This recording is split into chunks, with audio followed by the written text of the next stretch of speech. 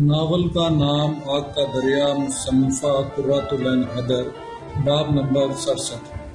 دن بھر بارش ہوتی رہی، وہ سب آگ کے سامنے بیٹھے تھے۔ ساجدہ آپا نے قوم کو صحرائی چوہے دیکھنے کے لیے مدعو کیا ہے۔ طلعت نے اطلاع دی۔ صحرائی چوہے کیوں؟ صحرائی لومڑی کیوں نہیں؟ سریکھا نے پوچھا۔ دراصل ساجدہ آپا کو رچرڈ برٹن کی ذات سے بہت عقیدت ہے، طلعت نے کہا۔ تو پھر کرا دو ان کا انٹرویو رچرڈ برٹن صاحب سے، وہ تو اکثر براڈ کاسٹنگ ہاؤس آتے رہتے ہیں۔ دراصل ان کی شکل ایک اور بزرگ سے ملتی ہے جو اوریجنل ہے۔ او ہو، یہ بات ہے، فیروز نے کہا۔ پھر دفعتاً وہ چلائی۔ ارے یہ تو واقعہ بڑی ایکٹیویٹی ہو گئی۔ اٹھا لاؤ کھنجر، کرو قتل عام، ہم کو بڑی دیر سے موڑی جھکائے ہوئے ہیں، طلعت نے کہا۔ یہ قدیر کا پسندیدہ شعر تھا۔ یہ بات ہے تو آؤ میدان میں۔ بسم اللہ الرحمن الرحیم کی جگہ ہڑبڑا کر فیروز نے کہا، السلام علیکم، لائیے میم کا۔ اشعار کس کو یاد تھے، لہٰذا پہلے غلط پڑھ گئے، پھر حسب ضرورت ان میں ترمیم کی گئی۔ نہ کر ہم نشین بے وقوفی کی باتیں، میں بھولا نہیں ہوں وقوفی کی باتیں۔ خود شعر گڑے گئے، نوبت یہاں تک پہنچی کہ فلمی گانوں کے بول نہایت بے تکلفی سے استعمال کیے جانے لگے۔ یاد رکھنا چاند تارو اس سہانی رات کو، لاؤ واو کا، طلعت نے کہا۔ واہ، کٹ کٹ کر رہی ہیں مرغیاں، کملا نے کہا۔ یہ فول ہے، طلعت داڑا، ہرگز نہیں۔ اٹھو وگرنہ حشر نہیں ہوگا پھر کبھی، دوڑو زمانہ چال قیامت کی چل گیا۔ طلعت نے میز پر موقع مارا۔ آہ، کٹ کٹ کر رہی ہیں مرغیاں، کملا نے گرج کر جواب دیا۔ جب دوبارہ کملا کی باری آئی تو اس نے اطمینان سے جواب دیا، ہائے کٹ کٹ کر رہی ہیں مرغیاں۔ یہ سب ہو چکا ہے، طلعت چلائی۔ یہ دوسری مرغیاں ہیں، کملا نے اطمینان سے جواب دیا۔ دوسرے روز ساجدہ آپا نے طلعت کو وومن پریس کلب میں فون کیا۔ سنو ساجدہ بہن، میں صحرائی چوہے دیکھنے سے معذور ہوں، میرا سارا دن تو بہت سے اصلی چوہے دیکھنے میں گزر جاتا ہے، طلعت نے کہا۔ نہیں، مجھے تم سے رائے لینا ہے، ایک نہایت ضروری بات ہے۔ اچھا تم سیدھی یہیں آ جاؤ اور لنچ بھی یہیں کھاؤ، طلعت نے زور سے ریسیور پٹخ دیا۔ شہر کی ان محبت زدہ خواتین نے اور جان آفت میں کر رکھی تھی۔ آدھ گھنٹے بعد ساجدہ بیگم کھانے کی چھوٹی میز پر طلعت کے سامنے بیٹھی تھی۔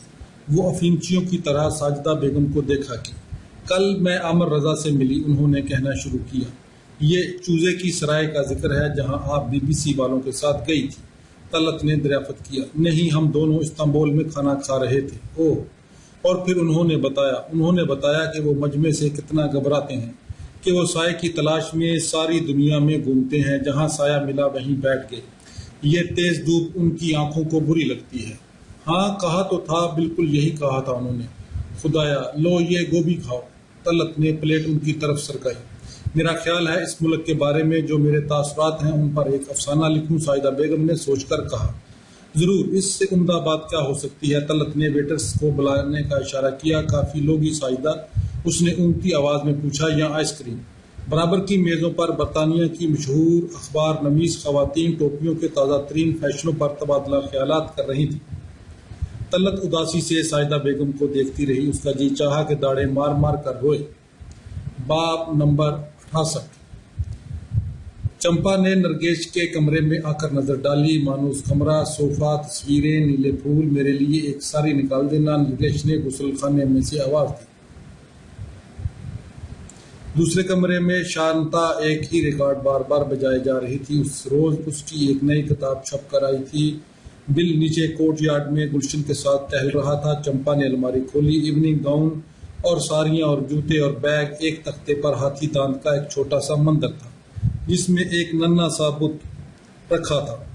پارسی کس کا بت پوجتے ہیں، وہ سوچتی رہی، یا شاید زرتشت یا جانے کیا۔ اسے پارسی مذہب سے واقفیت نہ تھی، اسے کسی مذہب سے واقفیت نہیں تھی۔ ہم سب کے نہال خانوں میں ایک چھوٹا سا شرائن ہے جس میں ایک گمنام بت رکھا ہے۔ اس بت کا نام مجھے معلوم نہیں، یسوع، سینٹ تھامس، کرشنا، نارائن، زرتشت۔ یہ بت آخر وقت تک گمنام رہے گا۔ انت سمے، جب انسان کی آنکھیں آخری بار ہمیشہ کے لیے بند ہونے لگتی ہیں، اس وقت اسے جانے کیا نظر آتا ہے۔ وہ گمنام بت کون سی شکل اختیار کرتا ہے، یہ کسے معلوم؟ شانتا نے اندر آ کر نرگس کے لیے ایک سرخ ساری نکالی۔ الماری بند کر دو، الماری بند کر دو، چمپا نے بآواز بلند کہا۔ ہیں؟ شانتا نے کمرے میں آ کر پوچھا۔ کس سے کہہ رہی ہو؟ کچھ نہیں، میں سوچ رہی تھی دن میں کتنی بار نرگیش یہ الماری کھولتی ہے۔ ہاں شانتا بالکل نہ سمجھی، اور اس میں سے رنگ برنگے کپڑے نکلتے ہیں۔ ہاں تو، اور نیلی گاز کا عطر اور پیرس کی ٹوپیاں۔ چمپا کہتی رہی، اس کا بت شرائن میں رکھا رہتا ہے اس کونے میں۔ اس نے یہ الماری بنائی اور اب اسی میں چھپا بیٹھا ہے۔ تمہاری الماری بھی کوئی بت ہے؟ میری الماری میں ڈھانچے ہیں۔ شانتا آتشدان کے قریب آ کر بیٹھ گئی اور اسے غور سے دیکھنے لگی۔ اس نے کہا، تم تھوڑی سی دیوانی ہو۔ ہاں تم نہیں ہو، تمہاری باتیں معرفت کی حدوں کو چھو رہی ہیں۔ اس طرف مت جانا، بڑی افسوسناک بات ہوگی، شانتی نے جواب دیا۔ سریکھا سفید ساری پہنے، بال تولیے میں لپٹے باہر آئی اور دریچے میں کھڑی ہو گئی۔ کھڑی ہو کر ٹیرس گارڈن کو دیکھنے لگی۔ باہر جدھر پھول ہی پھول تھے اور باہر کا روشن آفتاب جگمگا رہا تھا۔ زندگی، سریکھا نے خوشی کا گہرا سانس لے کر ہوا میں بازو پھیلائے۔ سریکھا میرے لیے زندگی کی علامت ہے، بشاش رقصاں، تم علامتوں کی رمزیت کی قائل ہو۔ چمپا نے مڑ کر شانتا سے پوچھا۔ شانتا آتشدان میں بجلی کے مصنوعی سرخ انگاروں کو دیکھا کی۔ زندگی میرے سامنے سہمی کھڑی ہے، سفید ساری میں ملبوس، ہنستی گنگناتی، خوفزدہ، نڈر، باہمت، بزدل۔ ہر لفظ کے دو مختلف متضاد معنی ہیں۔ زندگی، اس نے شانتا کو دیکھا۔ میں نے ایک مرتبہ گوتم سے کہا تھا، میں اور تم ہمیشہ مختلف رہیں گے۔ کئی سال قبل گلفشاں کے باورچی خانے میں ترکاری بناتے ہوئے طلعت نے کہا تھا۔ چمپا باجی، گوتم ہر وقت ہر چیز کا تجزیہ کرنے پر تلا رہتا ہے، اس بات سے خبر اور رہیے گا۔ وہ کسی کو بخشنے والا نہیں، چاہے آپ ہی کیوں نہ ہو۔ مجھے ایسے لوگوں سے سخت چڑ ہے جو بات بے بات ہر فکرے، ہر لفظ، ہر لکھے ہوئے جملے میں نفسیاتی الجھنوں کے اشارے تلاش کرتے ہیں۔ لا حول والا، اس نے جواب دیا۔ گوتم بھی یہی سب کرتا ہے؟ نرملا نے تجاہل عارفانہ سے پوچھا تھا۔ بالکل، طلعت نے جواب دیا تھا۔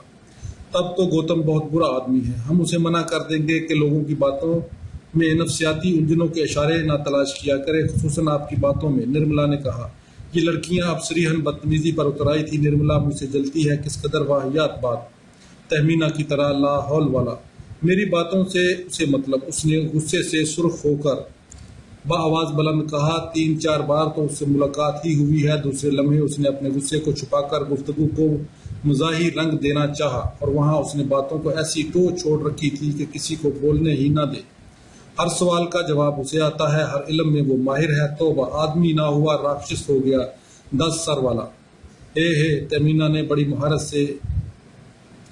سے پیٹر کاٹتے ہوئے باورچی خانے کے دوسرے کونے سے کہا تھا۔ گوتم نے تم پر بہت روب ڈالا ہے، اور آ گئی تم اس کے روب میں۔ میں نہیں آئی اس کے روب میں، اس نے بگڑ کر کہا، اور اس کی آنکھوں میں آنسو آ گئے۔ وہ جلدی سے پیازوں کے ڈھیر پر جھک گئی۔ پھر اس کا اس قدر لمبا چوڑا ذکر کیوں کر رہی ہو؟ ہم لوگ تو بیچارے گوتم کو ایسے قابل ذکر نہیں سمجھتے، نہ راکشس نہ دیوتا۔ تم نے اس چکر میں چائے بھی ٹھنڈی کر دی۔ لو، مسالہ جلا جا رہا ہے، بن گیا مسالہ، لے اب گوشت ڈال دو۔ بی بی طلعت آوازیں ماضی کے آبشار کے شور میں ڈوب گئی۔ یہ نرگس کا فلیٹ تھا، اور سریکھا پھولوں میں کھڑی بال سکھا رہی تھی، اور شانتا صوفے پر ٹانگیں رکھے بیٹھی تھی۔ چہرے وہی تھے، ماسک نئے تھے۔ گویا تم اب تک سرکولیشن میں ہو؟ شانتا نے بآواز بلند پوچھا۔ کیا؟ وہ چونکی۔ میرا مطلب ہے، شانتا نے سگریٹ جلاتے ہوئے اس طرح پوچھا گویا چمپا ایک کھلی کتاب کی طرح سامنے رکھی تھی جسے وہ پچھلے چند منٹوں سے پڑھ رہی تھی۔ وہ اب بھی سرکولیشن میں ہے یا اسے لائبریری کے بک شیلف پر واپس رکھ دیا گیا ہے؟ پتہ نہیں۔ تمہاری ممبرشپ کی میعاد ختم ہو چکی؟ شانتا کریگ علاوہ مغرور ہونے کے کمینی بھی تھی۔ یہی سوال غالباً میں تم سے کر سکتی ہوں۔ شانتا اداسی سے مسکرائی۔ اس کا پرغرور تبسم، اس کا انداز، اس کا طرز لباس۔ چمپا کس دھیان سے ان دونوں اس کی تقلید میں مصروف تھی۔ خوبصورت، کامیاب، ہر دل عزیز کرو وومن، وہ بھی شانتا نیلمبر کی طرح کیوں نہیں بن سکتی؟ شانتا نے اطمینان سے اسے دیکھا۔ میں اس کے الوژن تباہ نہیں کرنا چاہتی تھی، مصیبت یہ ہے کہ وہ شاعر ہے۔ واقعہ یہ مجھے معلوم نہ تھا، چمپا نے طنز سے کہا۔ تمہیں یہ معلوم نہیں ہو سکتا، تم خود اپنے تصورات میں ضرورت سے زیادہ مبتلا ہو۔ آدمی قربانی چاہتے ہیں، بغیر اپنی قربانی دیے تم ان کو حاصل نہیں کر سکتی۔ تم پیرس سے یہاں کیوں آ گئی، اپنا اکیڈمک سال ادھورا چھوڑ کر؟ اس لیے کہ وہ یہاں ہے؟ بکو مت، یہ تم سے کس نے کہہ دیا؟ چمپا کو بے حد غصہ آیا۔ اب وہ اپنی مزید توہین نہیں کروائے گی، لیکن یہ جنگلی بطخ کا تعاقب ہے۔ شانتا اپنی سریلی آواز میں کہتی رہی۔ وہ احمد آباد اور بمبئی سے مرہٹی گانے براڈ کاسٹ کیا کرتی تھی۔ تم افسانہ نگار ہونا، اسی لیے میرے متعلق تم نے اپنے تخیل کو بے لگام چھوڑ رکھا ہے۔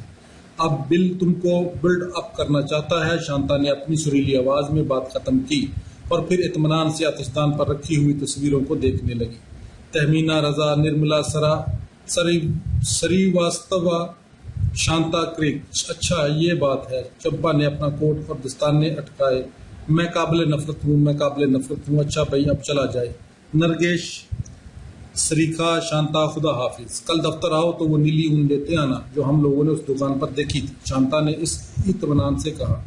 میں شاید کل دفتر نہ آؤں۔ دروازے تک پہنچ کر اس نے دوبارہ پلٹ کر کہا، کل کیا معنی؟ میں شاید کبھی تمہارے دفتر نہ آؤں۔ شب بخیر۔ باہر چیلسی کی سڑک پر آ کر اس نے دیکھا مکانوں کے دریچے بارش کے سہانے دھندلکے میں چھپ گئے تھے۔ نکڑ کی بوڑھی عورت جو پھول بیچتی تھی بارش سے بچنے کے لیے برساتی اوڑے کرسی پر دیوار کی طرف منہ کیے بیٹھی جانے کیا سوچ رہی تھی۔ دریچوں میں سے موسیقی کی آواز آ رہی تھی۔ وہ اپنے گھر پہنچی جو بہت دور مضافات میں تھا۔ اپنے کمرے کی دہلیز میں اسے سرل کا خط ملا۔ اس نے لکھا تھا، نیو ہم میں تمہارا داخلہ ہو گیا ہے۔ ستمبر میں تم یہاں آ رہی ہو۔ یہ گرمیوں کے چند مہینے کسی اداس اور رومانٹک اطالوی یا ہسپانوی شہر میں گزار آؤ۔ میں شمال جا رہا ہوں۔ روزماری بیمار ہے۔ روزماری۔ باب نمبر 69۔ کوہ-نور کی ایک میز پر جو دریچے کے پاس بچھی تھی، گوتم نرملا کے مقابل بیٹھا باہر برستی ہوئی بارش کو دیکھتا رہا۔ لڑکوں اور لڑکیوں کی ٹولیاں آ کر بیٹھ رہی تھی یا اٹھ کر باہر جا رہی تھی۔ کمال معاف کرنا کہہ کر کسی دوست سے بات کرنے کے لیے ایک دوسری میز کی طرف جا چکا تھا اور بڑے جوش و خروش سے کسی بحث میں مصروف تھا جس میں بار بار ماؤ اور پیپلز چائنا کا نام دہرایا جا رہا تھا۔ گوتم نے اداس سی مسکراہٹ کے ساتھ اس پر نظر ڈالی۔ کمال کتنا پیارا لڑکا ہے، اس نے کہا۔ ہاں، کمن بھیا کے ہونے سے مجھے یہی لگتا ہے کہ بہن یہاں موجود ہیں۔ اگر کمن بھیا اور طلت نہ آ رہے ہوتے تو اماں مجھے ہرگز اکیلا ولایت نہ بھیجتی، نرملا نے کہا۔ تم نے مجھے جو باتیں چمپا کے متعلق بتائیں مجھے سن کر بڑا دکھ ہوا، گوتم نے کہا۔ وہ ابھی تک چمپا کے متعلق سوچ رہا تھا۔ نرملا نے اپنے آنسو پینے کی کوشش کی۔ چند منٹ قبل اس شخص نے پرپوز کیا تھا۔ وہ چپ بیٹھی رہی۔ ہم سب نے ان کے ساتھ انصاف نہیں برتا۔ ہم نے ان کو برا غلط سمجھا ہے۔ مثال کے طور پر، اس نے ذرا جوش سے دہرایا اور کانٹا اٹھا کر نرملا کو سمجھانا شروع کیا۔ انہوں نے کبھی بھیا صاحب کو اپی سے یعنی کہ چھیننا نہیں چاہا تھا۔ بہرحال میرا خیال ہے اب ہم چمپا بازی پر مزید بحث نہیں کریں گے، نرملا نے کہا اور مصروف نظر آنے کے لیے بیگ میں کوئی چیز تلاش کرنے لگی۔ تمہارے نزدیک چمپا بازی مکمل ہے، مگر شاید تمہیں بھولتے ہو کہ ہم چمپا بازی کو اپنے بچپنے سے جانتے ہیں۔ یہ بچپنے سے جاننے کی دون سچی ہے، گوتم نے کہا۔ تمہارے یہاں پر ہر سمے بچپنے کا راہ کیوں لاپا جاتا ہے؟ جو لوگ تم کو یا چمپا احمد کو بچپنے سے نہیں جانتے وہ گدھے ہیں۔ اب گوتم پر چاروں طرف سے بڑی تیز روشنی پڑ رہی تھی، جس طرح وہ خود گوتم کے سامنے تیز روشنی کی زد میں تھی۔ لیکن دیکھو کیا ہوا، گوتم نے ہاتھ بڑھا کر دفعتاً سوئچ بند کر دیا۔ گوتم انسانی کردار کا بے رحم نقاد، دیدانت کا گرو، چمپا جیسی فراڈ کو مکمل سمجھتا ہے۔ بھگوان تیری لیلا نیاری ہے، لیکن وہ کہہ رہا تھا، نرمل میں تمہاری غلط فہمی دور کرنا چاہتا ہوں۔ مجھے چمپا سے کیا مطلب، میں بہت ٹیچر ہوں، تم نے ٹھیک کہا، مگر میں تم سے شادی کرنا چاہتا ہوں۔ نرمل بدل نہیں، سوری گوتم۔ نرمل مجھے سمجھنے کی کوشش کرو۔ او نرمل، اب وہ پھر اندھیرے میں چلا گیا۔ وہ بہت قابل رحم تھا، اسکول کے لڑکوں کی مانند کون کہتا ہے مرد سمجھدار ہوتے ہیں۔ ارے ان سے زیادہ مورخ کون ہوگا؟ میز پر بیٹھے بیٹھے نرملا کو احساس ہوا وہ بیل کی طرح، درختوں کی طرح، بیرومیٹر کے پارے کی طرح اونچی ہوتی جا رہی ہے۔ اس میں گیان آ رہا ہے۔ اب مصنوعی روشنیاں بجھا کر وہ بھی اس اندھیرے میں چلی جائے گی جو سب کیفیتوں سے اتم ہے۔ اس میں بیٹھی وہ باہر جھانکا کرے گی۔ اب وہ سلیمانی ٹوپی پہن لے گی جس کی کہانی بچپن میں اسے گلفشاں کے شاگرد پیشے میں قدیر ڈرائیور نے سنائی تھی۔ یہ سلیمانی ٹوپی ہر ایک کو دستیاب تھوڑا ہی ہوتی ہے۔ میں تمہاری شکر گزار ہوں شری نیلمبر کہ تم نے میرے بڑے ہونے میں میری مدد کی اور سلیمانی ٹوپی پہننے کا راستہ دکھایا۔ کاش میں تم سے بیاہ کر سکتی، مگر مجھ میں بہت زیادہ گیان آ گیا ہے۔ چمپا احمد کی پرستش کیے جاؤ گوتم جی، شاید تم کو بھی راہ نجات مل جائے۔ اسی رات نرملا کی ایکس رے رپورٹ میں معلوم ہوا کہ اسے پھیپھڑوں کی دق ہے۔ اختتام حصہ دوئم۔ باب نمبر 70۔ جس سال چمپا کیمبرج پہنچی، طلت اور نرملا وہاں سے جا چکی تھی۔ میں ہمیشہ مڈ ہرسٹ جانا چاہتی ہوں لیکن اس کی نوبت ہی نہیں آتی۔ سرل اب کے ویکینڈ پر ضرور مڈ ہرسٹ چلیں گے، بیچاری نرملا کو دیکھیے۔ اب وہ اونچے طبقے کی برطانوی لڑکیوں کے لہجے میں گفتگو کرتی۔ کیمبرج کی بددماغی بھی اس نے پوری طرح اوڑھ لی۔ کچھ طور طریقے اس نے ادیبوں کے گروہ میں رہ کر لندن میں سیکھ لیے تھے۔ اس کے علاوہ رکھ رکھاؤ، سلیقہ، نفاست، بردباری، ایک خاص سطح کا دھیما مزہ۔ رات کو آئینے کے سامنے کھڑے ہو کر وہ دفعتاً سوچی، چمپا احمد کہاں رہ گئی؟ چمپا احمد جو ایک دیو مالا، ایک حقائق میں تبدیل ہو چکی ہے۔ وہ بسنت کالج بنارس والی لڑکی کہاں گئی؟ یا وہ لڑکی جس کو عامر رضا نے گلفشاں کے سائڈ روم میں ترکاری بناتے دیکھا تھا۔ عامر رضا کا خیال اب اسے بہت مضحکہ خیز لگتا۔ وہ فلم سٹاروں کے حلیے والا ڈپلومیٹ جس کی زندگی کا سب سے بڑا مسئلہ یہ تھا کہ شام کو کون سا سوٹ پہن کر اور کون سی لڑکی کو لے کر تھیٹر دیکھنے جائے۔ پھر ایک روز کیمبرج میں فلسفی لڑکی کی روشن سے اس کی ملاقات ہوئی۔ وہ لائبریری کی طرف جانے والی سڑک کے کنارے ایک پلیا پر بیٹھی مائیکل سے باتیں کر رہی تھی، جو سائیکل پر سوار ایک پاؤ پلیا سے ٹکائے یہودیوں کی جلاوطنی کی نفسیات پر روشنی ڈالنے میں مصروف تھا۔ دفعتاً اس نے نعرہ لگایا، مگر روشن سوچ میں ڈوبی سامنے سے نکل گئی۔ چمپا احمد نے کندھے اچکائے۔ ہاں ڈون اسپینوزا، مائیکل نے کہا۔ دوسرے روز روشن سیاہ فریم کی پڑھنے والی اینک لگائے بڑے غور و خوض میں ڈوب کر سگریٹ پیتی کین کے کنارے بیٹھی نظر آئی۔ چمپا کو وہ بہت اچھی لگی۔ اب چمپا اپنی دانست میں اس سٹیج پر پہنچ چکی تھی جب انسان خود غیر متعلق ہو کر دوسروں کا مطالعہ کرتا ہے اور فراخ دلی سے دوسروں کو معاف کرتا رہتا ہے۔ روشن نے چمپا کو بڑے شک و شبے کی نظروں سے دیکھا۔ کسی لڑکی نے اسے بتایا کہ یہ چمپا احمد عامر کی اولڈ فیم ہے۔ چمپا اگر یہ لفظ سن لیتی تو سوچ کر ہی اسے بڑی دہشت ہوتی۔ وہ بے حد توبہ تولا کرتی اور کہنے والے کو صلواتیں سناتی، کیونکہ اس قدر جدید بن جانے کے باوجود تھوڑا سا کھرچنے کے بعد وہی خالص یو پی کی باعزت مڈل کلاس لڑکی تھی، جس کے تصورات اس قسم کی باتوں کے سلسلے میں بڑے قدامت پسندانہ ہوتے ہیں، اور بہرحال وہ خود کو کسی کا اولڈ فیم کہلانا پسند نہ کر سکتی تھی۔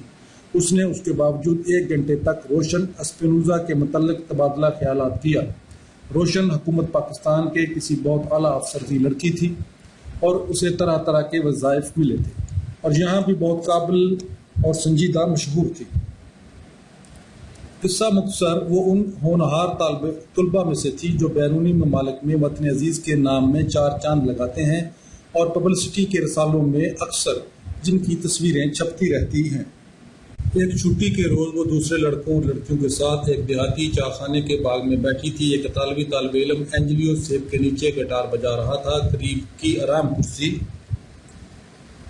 پر مائیکل نیم دراز بڑی اداسی سے سیب کی کلیاں سونگھنے میں مصروف تھا۔ اس روز اس نے اناؤنس کیا تھا کہ وہ ترک وطن کر کے اسرائیل جا رہا ہے۔ وہ کئی گھنٹے سے وطنیت کے مسئلے پر بحث کرتے کرتے تھک کر اب خاموش بیٹھے چائے کا انتظار کر رہے تھے۔ میں یہ پیارا ہرا بھرا خوبصورت انگلستان چھوڑ دوں گا اور اسرائیل کے ریگزاروں میں پتھر کوٹ کر سڑکیں بناؤں گا، اس نے کہا۔ سرل اسے دکھا کیا۔ ہاں مائیکل، تم ضرور ایسا کرو گے، مجھے معلوم ہے، اس نے کہا۔ یونیورسٹی کے کئی پروفیسر، سائنسدان، موسیقار اس وقت اسرائیل میں پتھر کوٹ کر سڑکیں بنا رہے تھے۔ وژن میں بڑی طاقت ہے، ڈینس نے کہا۔ ذرا شاعروں کی شاعری دیکھو، طاقت تباہ کن ہوتی ہے، سرل نے منہ لٹکا کر کہا۔ سامنے چائے خانے کے پھاٹک پر ایک کار آن کر رکی۔ گوتم، نیلمبر، کمال اور طلعت اور چند اور لوگ اتر کر چائے خانے کی طرف بڑھے۔ انہوں نے اورچڈ میں بیٹھے ہوئے لوگوں کو نہیں دیکھا۔ گوتم، نیلمبر بھی بڑی تباہ کن طاقت ہے کیونکہ اس کا وژن سب سے زبردست ہے۔ نہرو کا ہندوستان، اینجلیو نے کہا۔ جدید تصورات میں شاونزم خطرناک ترین تصور ہے، سرل نے مائیکل سے کہا۔ تمہاری صہیونیت، پاکستانیوں کا اسلام، ہندوستانیوں کی کتا عہد کی تجدید۔ گوتم شاونسٹ نہیں ہے، سریکھا بولی۔ وہ صرف امن کا خواہاں ہے جس میں ہندوستان کی اقتصادی ترقی ہو سکے، ہم مذہب ہو سکے۔ ہم مذہب کی لائنز پر نہیں سوچتے۔ ہمارا پڑھا لکھا طبقہ اور وہ لوگ جن کے خیالات کی اہمیت ہے پہلے 5 سالہ منصوبے کی کامیابی کے در پہ ہیں۔ ہند کا کسان اس وقت ہمارا سب سے اہم مسئلہ ہے۔ زمینداری کے خاتمے کے بعد سے آ کر دیکھو اس کی حالت کتنی سدھرتی جا رہی ہے۔ تم تو انڈیا ہاؤس کے کسی پمفلٹ کی زبان میں گفتگو کر رہی ہو، سرل نے مسکرا کر اس کی بات کاٹی۔ اقتصادی ترقی سے مذہب کا کیا تعلق؟ یہ بات پاکستانیوں کی سمجھ میں نہیں آتی، گلشن نے کہا۔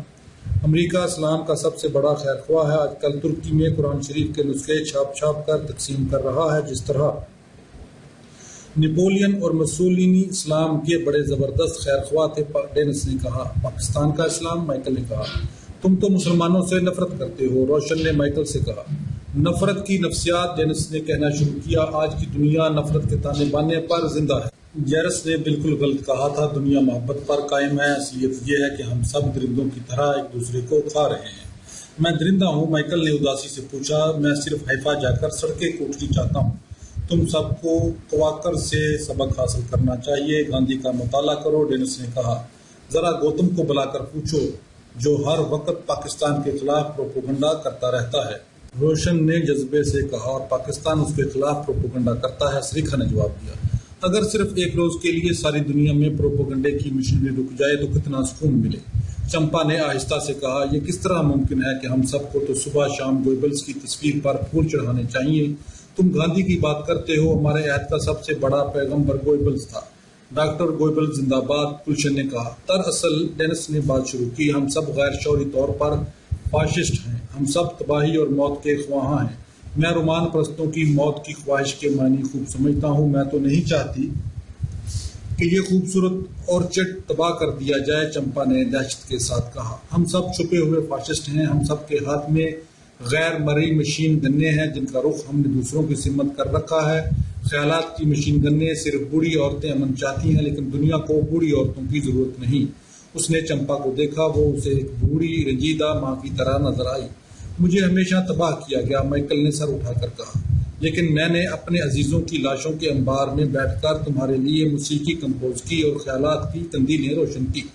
میں درندہ ہوں، میں صرف سڑکیں کوٹنی چاہتا ہوں، ڈینس نے بات کاٹی۔ ہم تم کو اس کی اجازت دیتے ہیں مائیکل، تم اپنے ویژن کے راستے پر چلو، دوسروں کے ویژن میں مؤخل ہو کر اس کو برباد کرنے کی خواہش سب سے بڑا گناہ ہے۔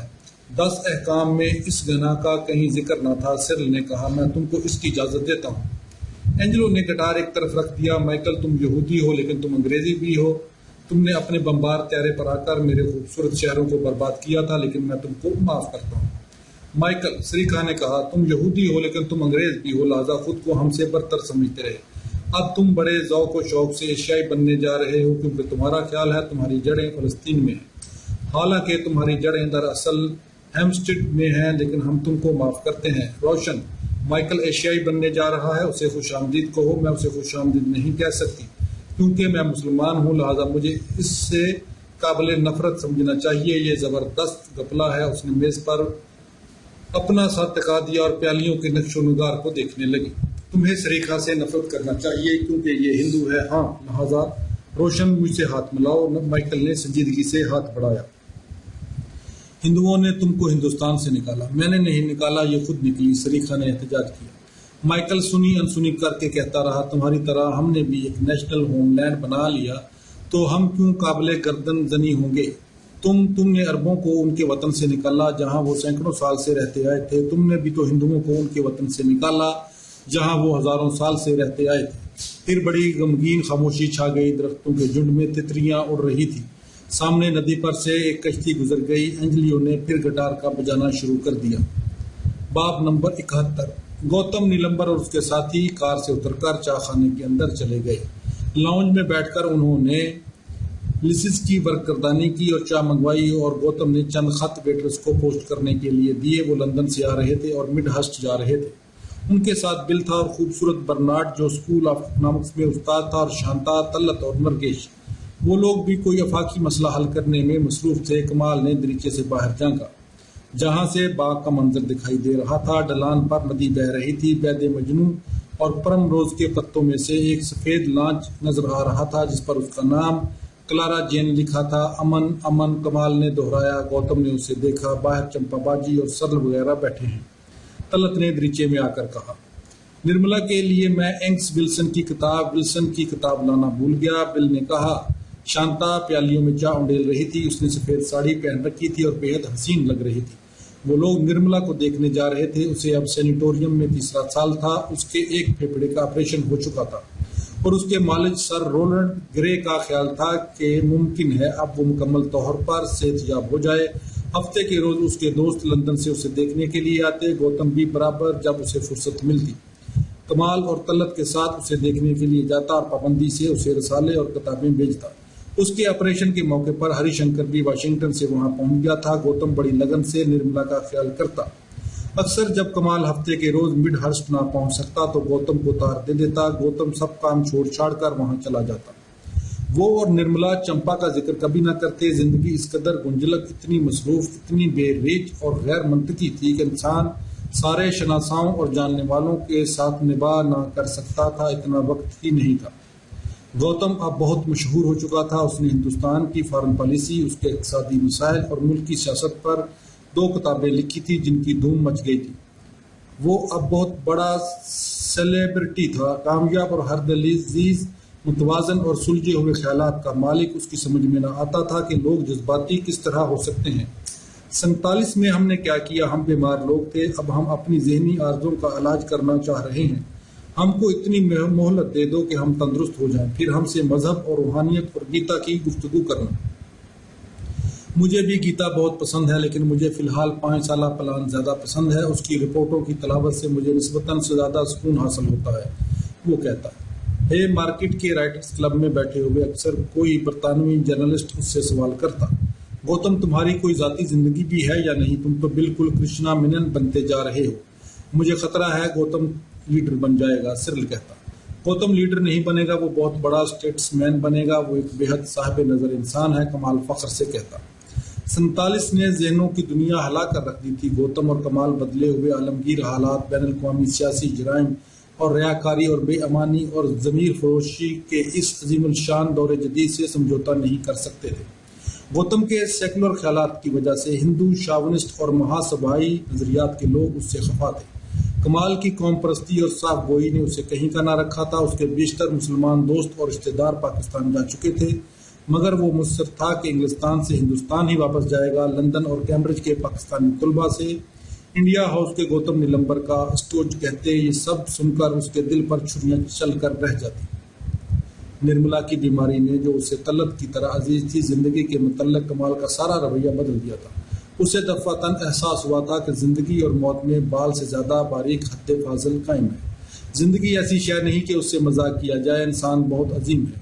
اس کا دل کائنات کی سب سے قابل قدر چیز ہے. پھر اسے خیال آتا کہ عیسائی یسوع مسیح کی تصاویر میں ان کے دل کو کیوں اس قدر نمایاں کرتے ہیں، دل کی تصویریں کیوں بناتے ہیں جس میں کانٹے چبھنے ہیں. ہاں، دوسروں کا دل دکھانا کیوں سب سے بڑا گناہ ہے. نرملا کی بیماری نے گوتم کی ساری کائنات میں انقلاب پیدا کر دیا تھا. کسی کو معلوم نہیں کہ وہ نجی جہنم جو انسان کی روح ہے، اس میں کیسی کیسی دنیائیں آباد تھی. ان میں کون لوگ بستے ہیں؟ آفاق کی اس کونے میں جہاں پر گوتم نیلمبر کو بورڈ لگا ہے. کیسی کیسی آندیاں چلتی ہیں اس گھر میں، جس طرح کا گھر ہر نوجوان کے دل میں ہوتا ہے. کون لڑکی بیٹھی ہے؟ ہر نوجوان جو صرف ایک بار اس کے گھر کے دروازے کر کے صرف ایک لڑکی کی مانگ میں سندور لگاتا ہے. مگر اس نوجوان کا اسرار کون جانے جس کا نام گوتم نیلمبر ہے. اس کے دل میں دراصل کون ہے؟ شاید اس کو بھی معلوم نہیں، یا شاید معلوم ہو دوسرے جاننے والے کون. اور اس بال سے زیادہ باریک پل پر جسے زندگی کہتے ہیں، نرملا کھڑی تھی. زندگی سے مذاق نہیں کیا جا سکتا. دل جو بہت عظیم شے ہے، اس سے مذاق نہیں کیا جا سکتا. گوپی کا دل جو ساری کائنات کا مرکز ہے. چمپا باجی باغ میں بیٹھی ہے. طلت نے دریچے میں جا کر دہرایا، چلو ان سے ملتے چلیں. عرصے سے ان سے ملاقات نہیں ہو سکی. گوتم نے گھڑی دیکھی. نہیں، اب سیدھے مڈ ہرسٹ چلو، ورنہ ہمیں واپسی پر دیر ہو جائے گی. وہ سب چائے خانے کی لانج سے نکل کر کار میں جا بیٹھے اور مڈ ہرسٹ کی طرف روانہ ہو گئے. باب نمبر 72. چمپا نے دیکھا کہ کار زن سے چائے خانے کے پھاٹک سے باہر نکل گئی. اینجلو درخت کے نیچے بیٹھا گٹار بجا کیے. روشن، مائیکل، ڈینس، ریکھا اور گلشن میز سے اٹھ کر ٹہلتے ہوئے ندی کی طرف جا چکے تھے. چمپا نے آرام کرسی پر سے جھک کر گھاس کی ایک پتی توڑی. کیا سوچ رہی ہو؟ سرل نے پوچھا. وہ دھوپ سے بچنے کے لیے ایک رسالہ چہرے پر رکھے مقابل کی آرام کرسی پر بیٹھا تھا. کچھ بھی تو نہیں. وہ تمہارے دوست لوگ جا رہے تھے کار میں. ہاں، میں نے دیکھا ہے. تم کراؤڈ سے خود کو مماثل بھی نہیں کرنا چاہتی، مگر کراؤڈ کی چاہت بھی بہت ہے. ایک عجیب قسم کی وفاداری، اس لیے کہ تمہارا اور ان کا ماضی مشترکہ رہا ہے. تم عجیب مجموعہ تضاد. سرل نے رنجیدہ آواز میں کہا. میں تم کو دیکھتا ہوں تو بہت اداس ہوتا ہوں. طالبیوں کی طرح باتیں مت کرو. چمپا نے کہا. یہ بھی تمہارے ساتھ ایک اور مصیبت ہے. ذاتی سطح تک پہنچتے ہی تم زور سے دروازہ بند کر دیتی ہو. بزدل. تمہیں اپنی بزدلی اور کمزوریوں کا علم ہے. وہ کرسی سے اتر کر درخت کے تنے سے ٹک کر بیٹھ گیا. اکثر جھوٹ بولتی ہو، حسد ہو، دوسروں کی مسرت کو رشک سے دیکھتی ہو، دوسروں کو مرعوب کرنے کی کوشش میں ہر وقت مصروف رہتی ہو، دوسروں کو خود سے بہتر نہیں دیکھنا چاہتی، وہ کہتا رہا۔ مثال کے طور پر تمہیں روشن پسند نہیں کیونکہ وہ یونیورسٹی میں تم سے زیادہ مشہور اور ہر دل عزیز ہے۔ تم لکھنؤ میں مشہور رہی ہوگی مگر وہ 1946 تھا اور تم بھولتی ہوگی اس بات کو۔ 10 سال گزر چکے ہیں اور روشن تم سے 10 سال چھوٹی ہے۔ چمپا: وقت کا سب سے بڑا کمینہ پن یہ ہے کہ ہم ابھی اس چیز کے لیے تیار نہیں ہو پاتے کہ ہم کو معلوم ہوتا ہے کہ ہمارا زمانہ نکل چکا۔ چمپا: خدا کرے تم شنیلا مکھرجی کبھی نہ بنو۔ شنیلا مکھرجی: ہاں، میں نے تم کو ایک انسٹیٹیوشن میں تبدیل ہوتے نہیں دیکھنا چاہتا۔ چمپا احمد: جو آج سے 10 سال بعد چیلسی کے ایک فلیٹ میں آرٹسٹوں اور ذہن پرستوں کی سرپرست اور گرو ہوگی۔ خداوند، یہ بڑا دہشتناک خیال ہے۔ میں اس قدر قابل رحم ہوں۔ نہیں، ہم سب قابل رحم ہیں۔ تم ان ساری باتوں کے باوجود بہت پیاری ہو، تم نیک دل ہو، یہ بہت بڑی چیز ہے، اور شاید تم میں دوسروں کو معاف کرنے کی اہلیت بھی ہے نا؟ ہاں شاید۔ وہ خاموش ہو گیا۔ ہلکی ہلکی پھوار پڑ رہی تھی۔ وہ اٹھ کر چائے خانے کے لانج میں آ گئے۔ روشن اور مائیکل اور ان کے ساتھ دور لانچ پر بیٹھے نظر آ رہے تھے۔ لانچ کے ایک صوفے پر چند ردی کاغذ اور اخبار رکھے ہوئے تھے جو گوتم نیلمبر وہاں بھول گیا تھا۔ تم دوستی کر سکتی ہو، سرل کہتا رہا، ورنہ باقی تم سارے میں ٹکڑے ٹکڑے ہو کر بکھری ہوئی ہو۔ اس کاغذ کے ٹکڑے کی طرح اس نے بے دہانی سے خالی لفافہ اٹھایا جس پر گوتم کا پتہ لکھا ہوا تھا۔ اس نے لفافے کو توڑ موڑ کر آتش دان میں پھینک دیا۔ سرل، میں اتنی تیز روشنی میں ہوں جتنی تم نے ابھی ظاہر کی۔ ہم سب اسی تیز روشنی میں موجود ہیں۔ اس نے صوفے پر سے ایک رسالہ اٹھایا، اس پر گوتم کا نام چھپا تھا۔ تم اسے بہت زیادہ چاہتی ہو نا؟ اس نے رسالہ چمپا کی طرف پھینک دیا۔ ایک وقت تھا خود گوتم نے اس سے امر رضا کے متعلق اسی قسم کے امتحانی سوالات کیے تھے۔ لیکن وہ تم سے ملتا کیوں نہیں؟ اس نے دوبارہ کہا۔ پتہ نہیں، مجھے اس سے ملنے کی فرصت کہاں ہے۔ تم پھر جھوٹ بول رہی ہو۔ وہ ایک اونچی چوٹی پر کھڑی تھی اور ساری دنیا اس کے رتی رتی احوال سے واقف تھی۔ میں نے اپنے آپ کو اس طرح کیوں بکھرنے دیا؟ اب بہت دیر ہو چکی ہے۔ اب کیا ہو سکتا ہے؟ سارا زمانہ نکل چکا، سارا زمانہ۔ باہر بارش میں چند اور موٹریں آ کر رکی۔ چند مشہور شیکسپیرین اداکار لاؤنج میں داخل ہوئے۔ وہ اپنی تمثیل لے کر کسی تہوار کے لیے برابر کے گاؤں میں آئے ہوئے تھے۔ ان میں سے ایک ایکٹر سرل کو جانتا تھا۔ وہ سب آتش دان کے قریب جا بیٹھے۔ دوسری باتیں شروع ہو گئی۔ جاری ہے۔